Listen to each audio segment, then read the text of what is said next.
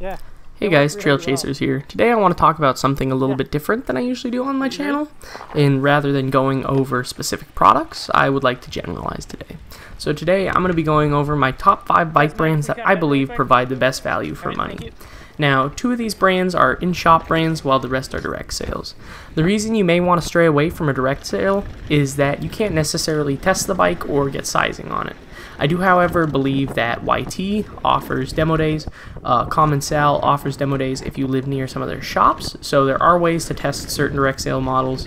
And while Canyon isn't available in the US currently, I know that people in the EU can still purchase them, and Canyon is setting up shop in America very soon, and I'm very excited to see what that will bring to the table for US direct sales bike companies. It's going to push a little bit more competition between each other in pricing. Anyways, let's hop right into it. So I'm going to start with the in-shop models because I think that's what most people look into when buying a bike. So we're going to start with 2 brands that I really appreciate, which are Vinci and Giant. Vinci's always been a very good bike company as far as carbon is concerned. They make very inexpensive carbon models, and they are extremely durable. They may not be the lightest carbon models, but believe me, they will stand the test of time, and they are super stiff, super reliable. Most of the Vinci models use a split pivot system, which is basically a single pivot, and it works very well for them. It gets good suspension kinematics, and they're very progressive near the end of their travel. They're really good bikes if you're an aggressive rider, so I highly recommend looking into Vinci if that's your sort of style. Next, direct or in-shop sales is Giant. Giant's been around for quite a while. They offer great value, although not as much as the other brands, but they are very widespread, a very common brand. You'll get a lot of support for them at most bike shops, and they make good products. Now, Giant has carbon and aluminum, just like Vinci. Their carbon can get a little bit spendy, but it's still very reasonable compared to most brands like Trek and Specialized. Giant mostly uses their Maestro links on their bikes. It's a very good suspension setup that they've been using for lots of years, and they've recently refined it for the use of metric shocks, and people have been saying very good things about the recent Maestro bikes and Giant lineups. Hopping into the direct sales model of things, we're going to start off with Canyon, which is currently, like I said, an EU-only brand, unfortunately, but we will have their US stuff coming in soon. I think Canyon does some really cool stuff. Their recent Sender model was very interesting. Along with that, they've been doing very well on the race circuit for the World Cup, and all their bikes that they offer are really good. I've heard some things about the Strive and the Spectral, that they're a little bit more dated on the geometry, maybe not as long and as slack as the current trends, but they're still very good bikes that perform well. One of my personal favorites on this list is YT. I believe they make awesome bikes. The Capra's a killer bike. If you ever get the chance to ride one, do it. They're super fun, super beefy, basically as close as you could get to a miniature downhill bike.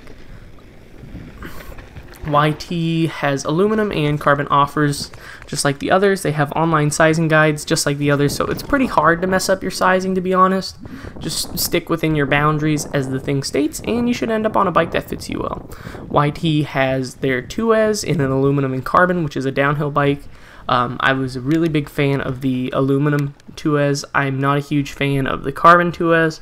I just don't really see the benefits of it, and I've also heard that some of the seat stays have cracked on the carbon fiber 2S. Now, the last brand I want to talk about is Common Sal. They do not offer any carbon frames, all aluminum, but they do a very, very good job. The reasons that they don't do carbon are because of work conditions over in China, and because of the fact that once carbon has cracked or is broken, that's it. There is no recycling of carbon. Yes, you can grind it up and turn it into a UV resin, but it doesn't work the same, and it's not going to hold up as well as the original carbon, so most of the time carbon just goes straight to a landfill, which is unfortunate. That's why my bike is pretty much mostly aluminum. Actually, there isn't a single piece of carbon on my all-mountain bike, which is from Common Sal, and I really enjoy it. This is one brand that I can personally speak to, having owned one of their bikes. It's been extremely reliable, extremely robust. There's just enough flex in the chainstays to provide a little bit of comfort while not feeling harsh. The bike is very precise, however, and don't think that just because it's aluminum with a little bit of flex designed into it that it's going to feel weird in any way. The thing is super just robust and ready to take on anything. Now, I've been a big fan of Common Sal because of all the models that they offer. They offer everything from budget entry-level all mountain bikes all the way up to World Cup race ready downhill bikes like their V4.2. The new SX that they introduced is also extremely interesting to me, to see a 180 travel front and rear single crown bike, kind of like a resurrection of Freeride, which is really cool to see. I am super excited to see how that bike does, and it's really neat to see a direct sales company kind of pushing out models that aren't necessarily super common. Just like their Furious, that's more of a free ride bike than a downhill bike. It was designed with more park riding geometry in mind, and I think that's a really cool bike as well. It takes some cues from the Tues. If you look at them side by side, you can see the linkages are pretty similar.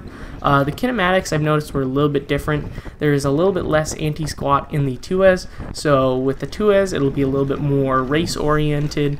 The anti-squat does help when preloading into jumps to create more acceleration up a lift and pop. So the Tues will probably not jump as well as the common South Furious, but they're both excellent bikes. Anyways, those are just 5 brands that I wanted to bring to your attention if you are in the market looking for a good value. All these brands have a very good reputation on the market, and they all bring very good bikes to the table. I'm a huge fan of all these brands. However, I'm not a huge fan of Giant's marketing, but you cannot deny that Giant does make good bikes. Anyways, this has been Trail Chasers. If you guys could please like and subscribe, it gives me motivation to make more videos for you guys that watch my videos. Anyways, I'll catch you guys out on the trails. Bye-bye.